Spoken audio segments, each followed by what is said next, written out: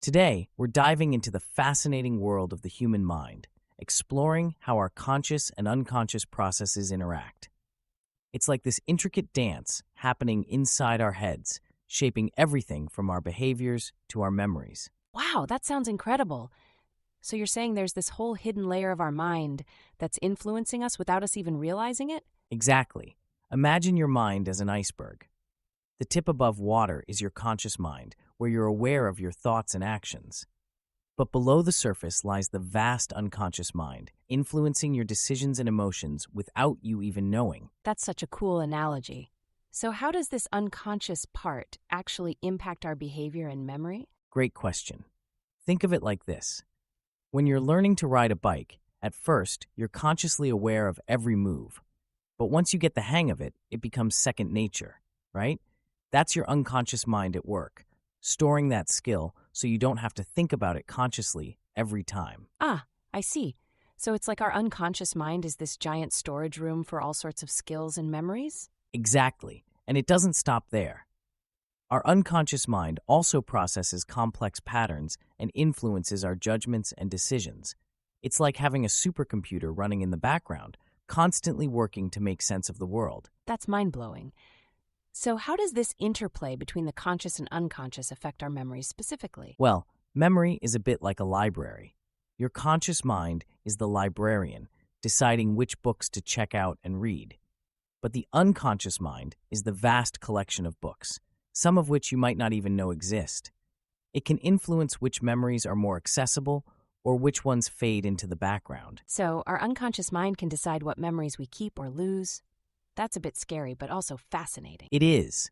And understanding this interplay is crucial because it helps us grasp why we behave the way we do and how we can potentially improve our memory and decision-making processes. I can't wait to learn more about this. It's like unlocking the secrets of our own minds. Now that we've set the stage, let's dive deeper into the concept of the unconscious mind, a term famously introduced by Sigmund Freud.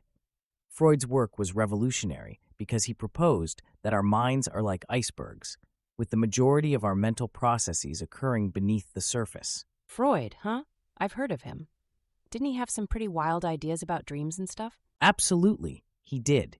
Freud believed that dreams were a window into our unconscious mind, revealing hidden desires and fears. He saw the unconscious as a reservoir of feelings, thoughts, urges, and memories that are outside of our conscious awareness. So it's like there's this whole secret world inside us that we don't even know about? That's kind of spooky. It's a bit eerie, but also fascinating. Freud suggested that much of our behavior is influenced by these unconscious motives. For example, you might have a fear of public speaking that you can't quite explain. Freud would argue that this fear could stem from a repressed memory or hidden anxiety. Wow. So our unconscious can really shape how we act and feel without us even realizing it. Exactly. Freud introduced concepts like the id, ego, and superego to explain this. The id is all about primal desires, operating on the pleasure principle. The ego tries to mediate between the id and reality, while the superego imposes moral standards. That's like having a little angel and devil on your shoulders, constantly battling it out. That's a great way to put it. This internal conflict can lead to anxiety and influence our decisions and relationships. For instance, someone might unconsciously sabotage their relationships because of a hidden fear of intimacy. So these unconscious motives can really mess with our lives if we're not aware of them. Yes, and that's why understanding the unconscious mind is so important. By bringing these hidden motives to light, we can better understand ourselves and improve our mental health. It's like shining a flashlight into the dark corners of our mind. I never realized how much was going on beneath the surface. All right, let's shift gears and talk about how memory changes as we age. It's a topic that affects everyone eventually, and it's fascinating to see how our brains adapt over time. Aging and memory, huh? I know a lot of people worry about losing their memory as they get older. Is it really as bad as it sounds? Well, it's true that memory can become less sharp with age, but it's not all doom and gloom. One of the key areas where older adults face challenges is associative memory, which is the ability to link different pieces of information together. Associative memory? Like remembering someone's name when you see their face? Exactly. As we age, forming these associations can become more difficult. This is where the hyperbinding hypothesis comes into play. It suggests that older adults might actually form too many associations, which can lead to confusion and memory interference. Wait, so it's not just about forgetting things, but also about remembering too much? That's a twist. Yes, it's quite interesting. Imagine trying to remember a friend's face, but also recalling every detail of the room you met them in. All that extra information can clutter your memory and make it harder to retrieve the important bits. That makes sense. So, what does this mean for everyday life? Are there ways to help older adults manage these memory challenges? Absolutely.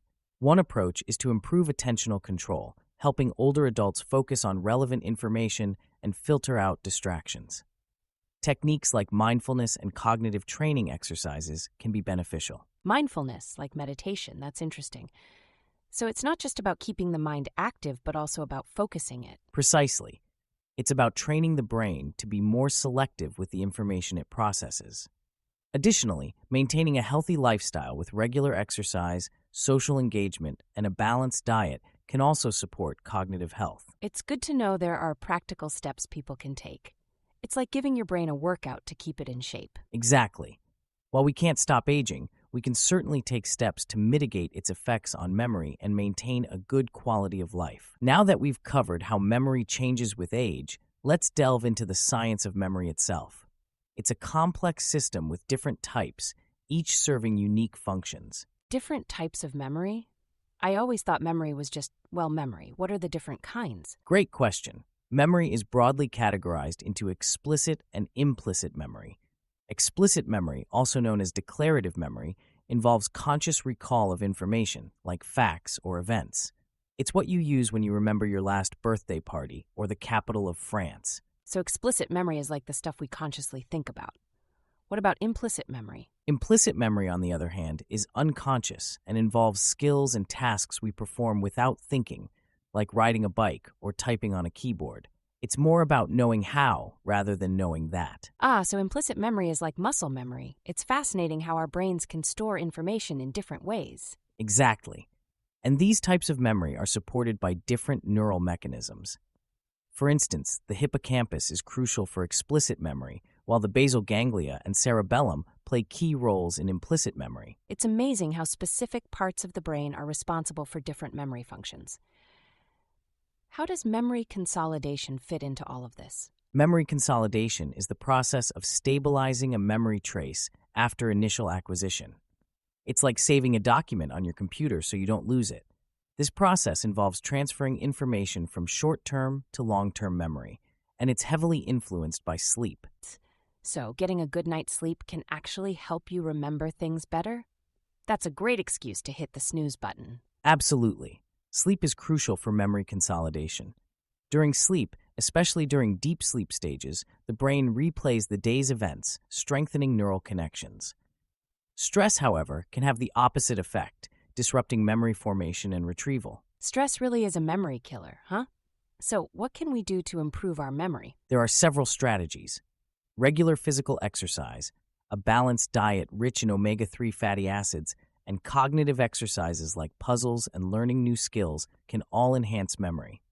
Mindfulness and stress management techniques are also beneficial. It's like giving your brain a full body workout.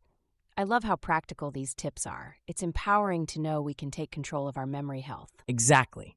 By understanding the science of memory and making informed lifestyle choices, we can support our cognitive health and maintain a sharp mind throughout life.